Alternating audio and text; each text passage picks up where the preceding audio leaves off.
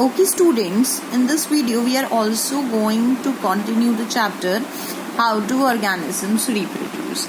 In this video we are going to discuss the topic that is the regeneration. देखो बच्चे, topic का नाम है रीजनरेशन. आसान सा नाम है बेटा, रीजनरेशन. री मतलब दोबारा और जनरेट मतलब बन जाना.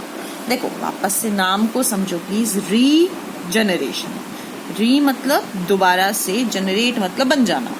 That means what? That means the process of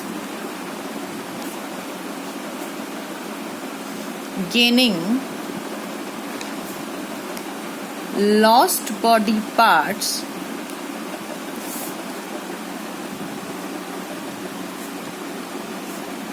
is known as regeneration. बोले कोई बॉडी पार्ट टूट गया, कट गया, एक्सीडेंटली अलग हो गया और उस कटे हुए बॉडी पार्ट का वापस आ जाना, उसको क्या कहते हैं बेटा? रीजनरेशन कहते हैं. ध्यान से सुनना प्लीज. क्या कहता है? सभी में नहीं होती, कुछ ऑर्गेनिजम्स में होती है ये capability. That is many organisms have the ability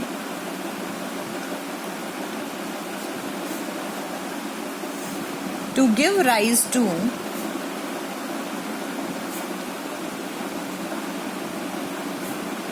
new organisms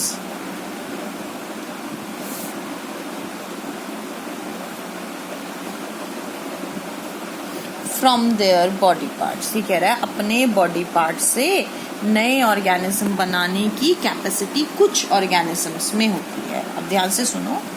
for example,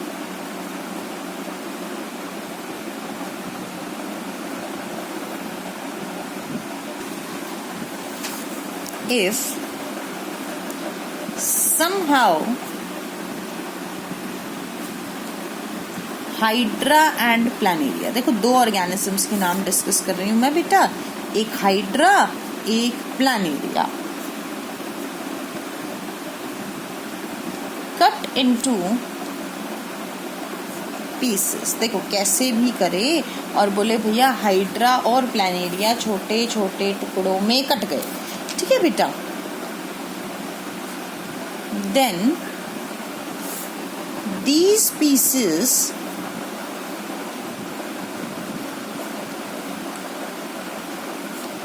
grow into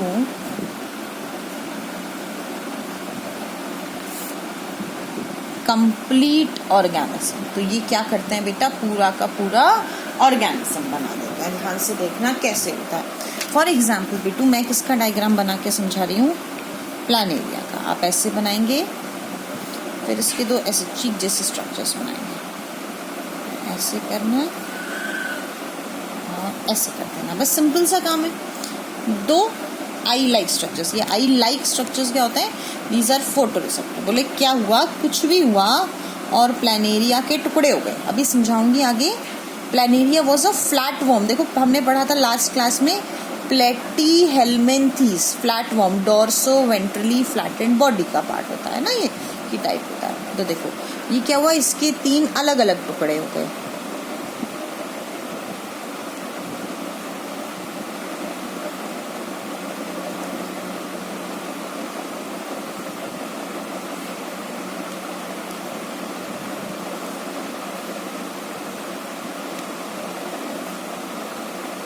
समझ में आ रहा है बेटा? एक प्लानेरिया था, कैसे भी करके टुकड़ों में टूट गया और इस हर टुकड़े से नया ऑर्गेनिज्म बन जाएगा.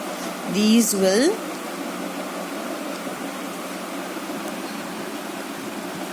give rise to new organisms. ये क्या बना देंगे बेटा? नया ऑर्गेनिज्म बना देंगे. अब आगे की स्टोरी सुनेंगे प्लीज. नेक्स्ट टॉपिक क्या कहता है बेटा? नेक्स्ट टॉपिक कहता है ये ऐसा क्यों हुआ. तो this take place due to the presence of specialised cells. देखो भैया ये कौन से सेल्स की वजह से हुआ? स्पेशलाइज्ड सेल्स की वजह से हुआ. 2 मिनट बाद बेटू रिपीट करूंगी. This takes place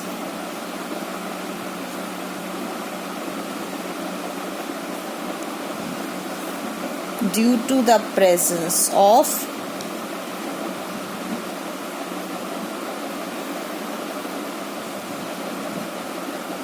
specialised cells. देखो बेटा कौन से सेल्स होते हैं, स्पेशलाइज्ड सेल्स होते हैं, और इन स्पेशलाइज्ड सेल्स का क्या काम होता है, that undergo change to form any type of cell, किसी भी तरह का सेल बना सकते हैं। अब मेरी बात ध्यान से समझेंगे प्लीज सभी के सभी। बोले मैम हम टॉपिक पढ़ रहे हैं रीजनरेशन, री मतलब दोबारा से, यानी कि किसी भी ऑर्गेनिज्म का लॉस्ट बॉडी पार्ट गेन हो जाना इज नोन एज रीजनरेशन। देखो कुछ ऑर्गेनिजम्स में ये एबिलिटी होती है कि वो लॉस्ट बॉडी पार्ट, देखो लॉस्ट बॉडी पार्ट तो बहुत सारे ऑर्गेनिजम्स का आ जाता है, जैसे हमने सुना लिजर्ड की टेल वापस आ जाती है, लिजर्ड की टेल वापस आ जाती है, छिपकली की पूंछ कट जाए तो वो वापस आ जाती है, ये सब ने सुना हुआ है, तो वो क्या है, रीजनरेशन है। पर बेटा कभी कभी ऐसा होता है कि जो कटा हुआ पार्ट होता है ना, उससे भी नया ऑर्गेनिज्म बन जाता है, सब में नहीं, सिर्फ कुछ ऑर्गेनिजम्स में। तो अगली लाइन यही कह रहा है that many organisms have the ability to give rise to new organism, नया ऑर्गेनिज्म बना देते हैं अपने बॉडी पार्ट से। अब इसका एग्जाम्पल क्या देता है, हाइड्रा और प्लानेरिया का, कि अगर ये बाई चांस टुकड़ों में कट जाए तो हर टुकड़ा क्या बना देगा, नया ऑर्गेनिज्म बना देगा। आगे देखो ये कौन से सेल्स की वजह से होता है बेटा, स्पेशलाइज्ड सेल्स या फिर स्टेम सेल्स की वजह से होता है, जो कि चेंज होकर कोई भी तरह का सेल बना लेते हैं। अब आगे ध्यान से सुनेंगे सभी प्लीज।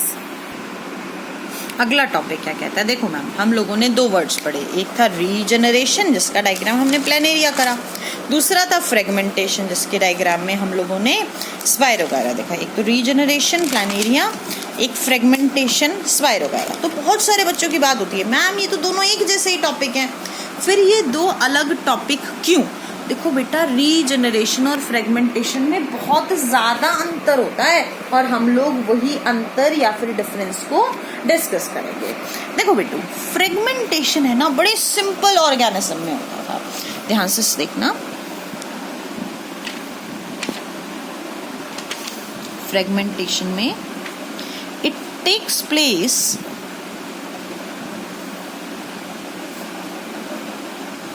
इन सिंपल ऑर्गेनिजम्स, बड़े ही सिंपल ऑर्गेनिजम्स में होता था। देखो और रीजनरेशन क्या होता था, it take place in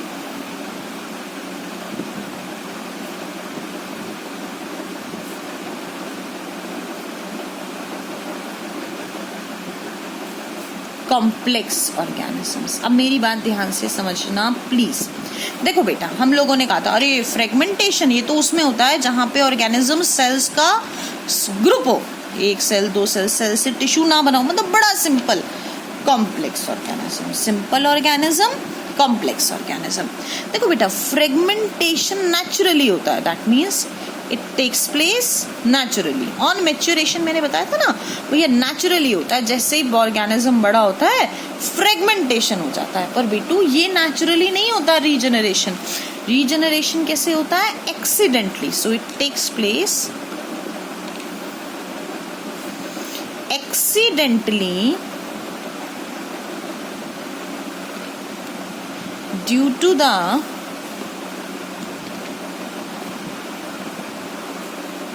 loss of body parts.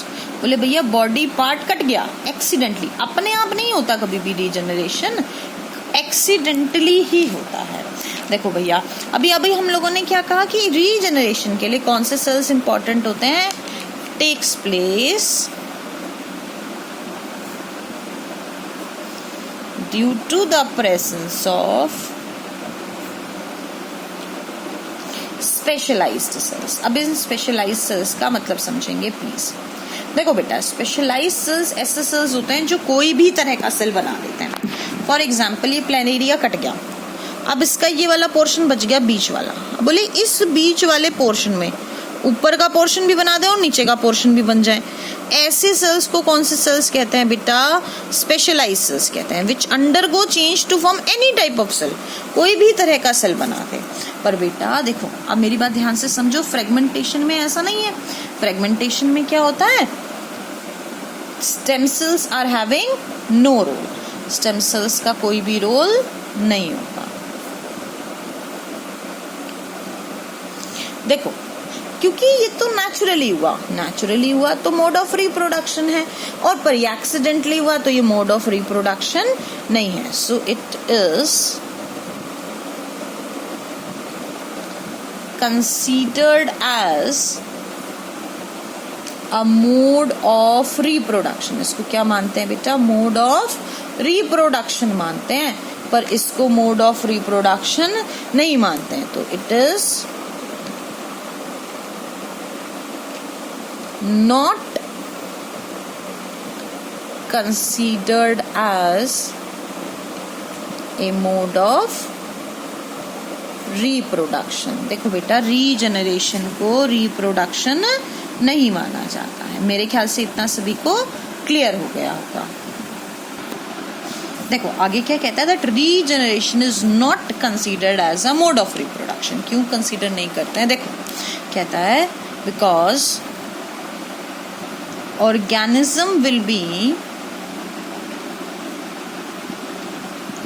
able to reproduce,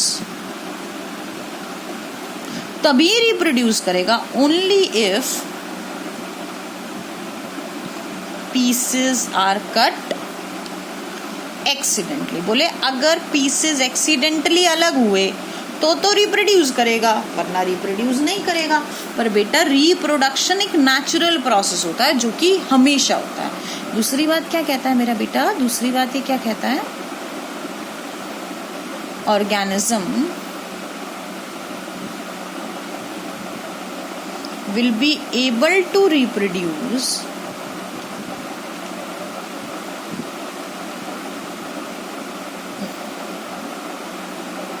only if pieces are having a minimum length, कम से कम उनकी मिनिमम लेंथ हो। और कौन से सेल्स प्रेजेंट हो बेटा? स्पेशलाइज्ड सेल्स प्रेजेंट हो, and presence of specialised cells. मेरे ख्याल से सभी को अच्छे से क्लियर हो गया होगा। Thank you so much.